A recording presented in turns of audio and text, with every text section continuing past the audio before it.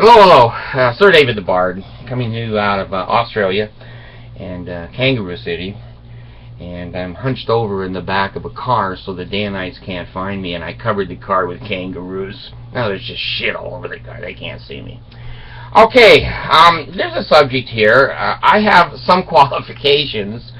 I'm going to talk to you about sex. S-E-X. Sex.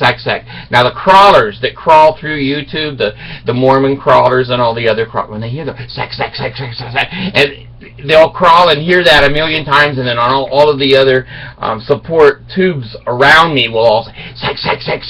So anyway, I told you I have 14 children, and so I have a little bit of knowledge of sex, I guess. I've had 6 wives. And my latest wife, Mercy, my last wife, oh jeez, my last wife, Mercy, is from the Philippines. And oh, by the way, I haven't taken my meds, so there's a million thoughts going through my mind, but I wanted to make a quick comment. She knows who she is, okay? The young lady that sent another picture in of herself is still hot. I'm old.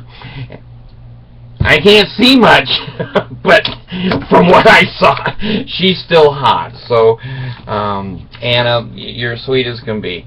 Listen, I think the reason that I want to do this video on sex is that it's such an important part of life, and yet it's not a part of life that has a lot of common sense to it. Our advertising and our clothing and our society, the great and evil United States, which is sexually, liberal, there's not a lot of hard, cold facts. And everybody is trying to fit into a stereotype of what the media and other places, textbooks and whatever, are trying to tell us who we should be and what we should be. Now, I've told you, I've got a master's degree from Northeastern State University and all 28 credits at Springfield College and a master's in Springfield, Mass. And so I have a little bit of background. My majors were teaching humanities, and I had to teach a sex class for a short time during my student teaching. So I have a little bit of qualifications. No one has everything, that's for sure. Here's what I want to emphasize is diversity.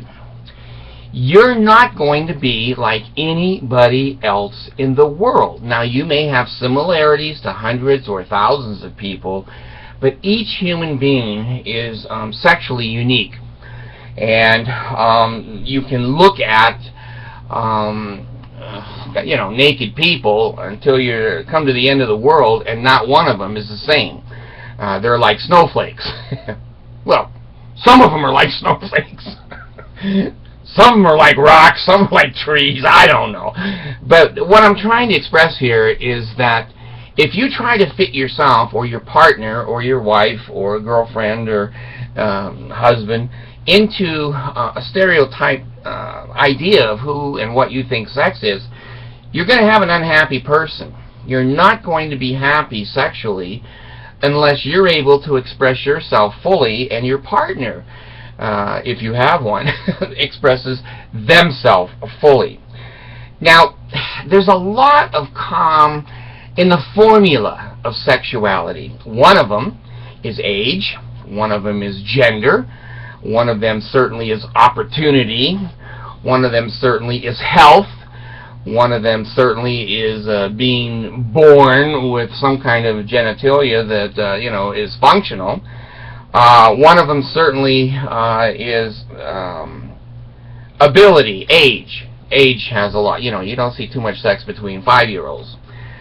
So when you put all of those things together, and then you put all together what is in the mind, because more women than men, their mind is what is their largest sex organ. Basically, men, they get and we get erections. Well, we used to. Anyway, let me shut the door. The baby's out there. There we go. She probably opened it. Allison. Anyway, a woman's mind is really her sex organ. Now, I haven't seen too many of their minds that turn me on, to tell you the God's truth. There's other parts of their body that seem more attractive to me, but I'm telling you from educational standpoint of view, women take much more time to get sexually excited, and again, the formula is so complex. You get a woman in, 17, 18 years old. Well, not 17. Whoa. 18 or above. Their vaginas will get wet very, very easily and usually very quickly. Most. Some don't. You get women that are out 45, 50 years old or whatever, and suddenly that liquid begins to dry up, and now sex becomes painful. You also have women whose vaginas inside are shaped differently. Some go left, some go right, some go up, some go down. And she may be very, very uncomfortable. Coming in from the back, she may be very uncomfortable. You don't know. Every vagina on the outside and every vagina on the inside are different. And men have to accommodate that. If they're truly concerned, loving and kind towards their mate, they will take those things into consideration. You can't change the shape of the inside of your wife's vagina. If she doesn't like it in that position, she's probably not going to like it. Pretty much the same with men. Some erections in men will stand straight up and hard, and others just stick out halfway, but they're erect enough to be called an erection.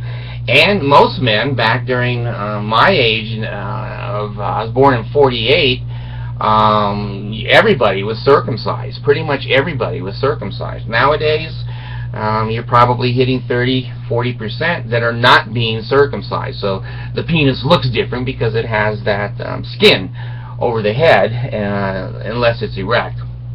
So what I'm trying to say is that we need to be knowledgeable, we need to be kind, we need to be informed.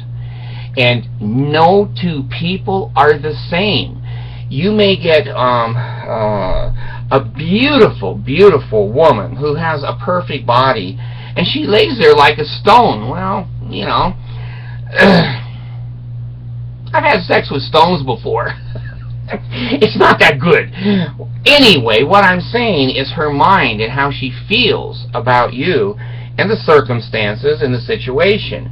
When you're on a Greyhound bus and you want to have her go down on you, there may not be a lot of women who want to do that. They're different. They're very, very different emotionally and sexually. And so, in this world of, media trying to pretend that big boobs are the most important thing. Well, I'm a guy that I like little boobs. I always have, always will. But they portray men as everybody wants big boobs. Not true. Not true. I had a wife that had a rash under her boobs so much, she couldn't even wear a bra half the time because her boobs were so big. Well, I didn't choose her for that reason, but if I'd had to choose her, I would have chosen someone with smaller boobs. So anyway, what I'm trying to say is that the diversity of human sexuality is so massive, none of us can take it in and understand it fully. You get a lot of transgender people who are born a boy, but they have a vagina. Some people that are born a girl, and they have a penis. You and me have been trained and taught to think that's a choice. It's not. It's not. If you take a look at medical pictures, medical pictures, people are born sometimes, even with both sex organs. You don't know if they're a boy or a girl. Nowadays, they usually will cut one off and hope that they did the right thing. You're going to have people who are cross-dressers. Brigham Young, I can't remember, his 35th son or something. I don't know how many kids he had, but he was a cross-dresser, and he had a show in Salt Lake City that he put on every night. And so there's some people that like to dress in women's clothes, and there's a lot of lesbian girls that like to dress like a dyke, like a boy. So you have to put in this whole salad bowl of sexuality, all of these things. So you Mormons that are watching me, my wife is still Mormon, and she hates gays no matter what, and now her daughter is lesbian. I'm telling you, there is a principle in life. I'm an old man, and I've seen it over and over and over. If you hate black people, your son or daughter is going to marry one. If you hate frying pans, someone's going to hit you on the head with one. If you hate gays, you're going to get a gay son or a lesbian daughter. And so here she is, my wife, sweet as can be, and straight down the line LDS, and she can't believe she has a lesbian daughter. And she's still thinking she wasn't born that way, but who's she going to blame? She's the one that raised her. Who's she going to blame? And she didn't go to the Mormon church. You took her out of the Mormon church. Was it good? Because she would have committed suicide the way they treat gay people. So you're going to have some people who are gay, about 7% of the population worldwide in every country. The statistic is the same, so it is something you're born with.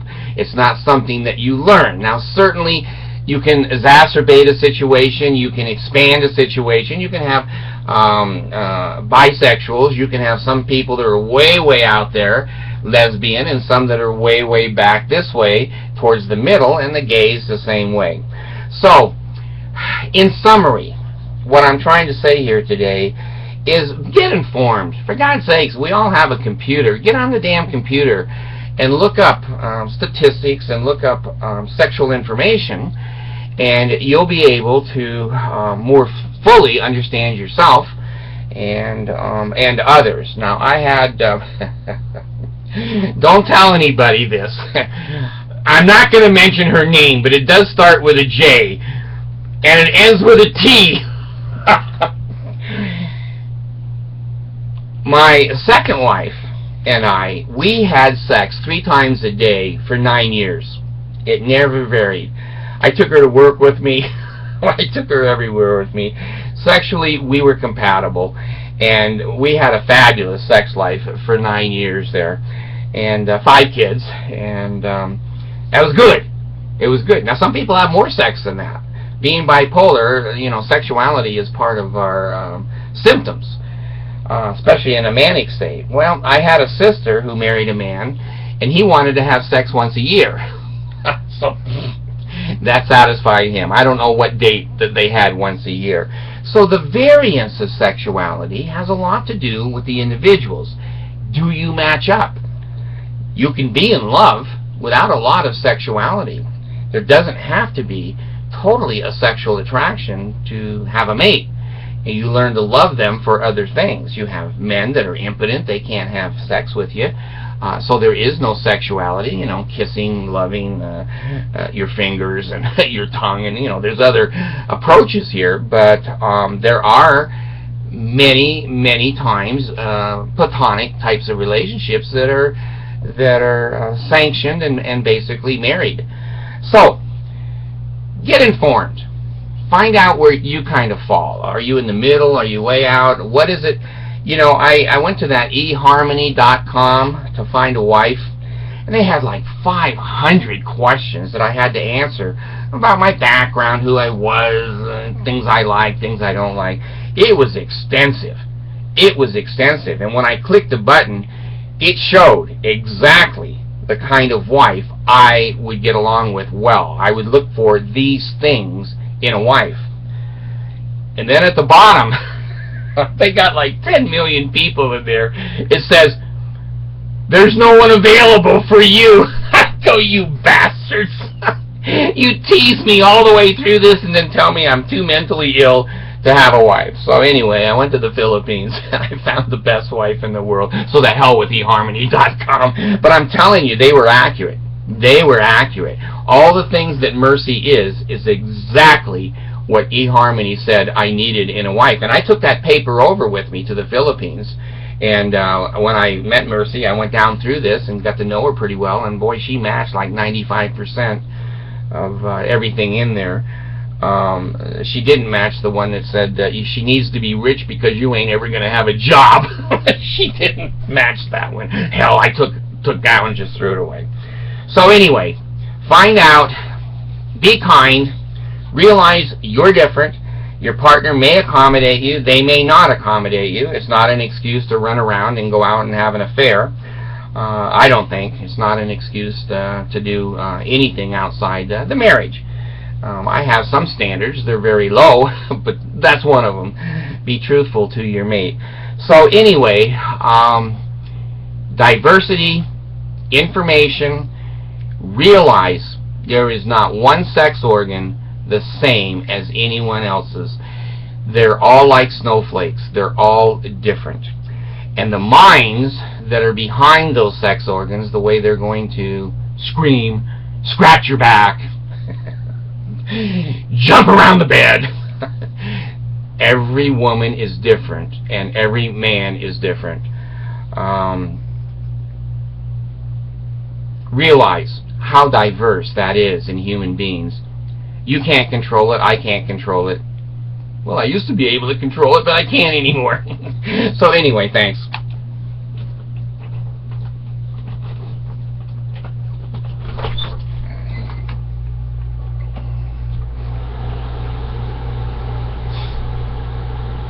Shit. Stop recording.